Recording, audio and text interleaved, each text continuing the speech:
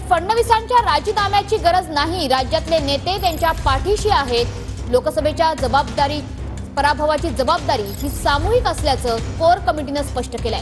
विधानसभेच्या नियोजनावर 22 तारखेला भाजपची बैठक आयोजित करण्यात आली आहे। केंद्रातल्या हायकमांडच्या निर्देशानंतर कोर कमिटीनं ही भूमिका स्पष्ट केली आहे। एका नेतृत्वावर भाजप अवलंबून राहणार नाही असं दिल्ली हायकमांडनं महाराष्ट्र भाजपला सांगितलेलं आहे।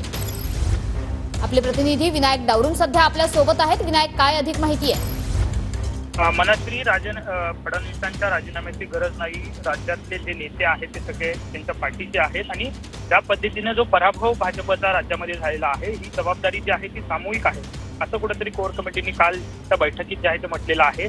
विधानसभेचे आता नियोजन जे आहे ते करण्याची जबाबदारी फडणवीसांवरती टाकण्यात आलेली आहे। त्याच्या 22 तारखेला महत्वपूर्ण बैठक जी आहे ती होईल आणि या बैठकीमध्ये जे मित्र पक्ष आहेत त्यांच्यासोबत सुद्धा चर्चा केली जाणार आहे।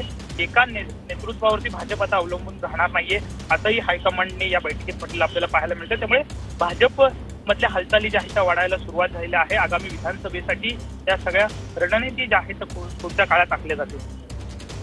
नक्कीच, त्याच्यामुळे लोकसभेच्या पराभवाची जबाबदारी ही सामूहिक असेल असं कोर कमिटीनं स्पष्ट केलंय। धन्यवाद या सविस्तर माहितीबद्दल।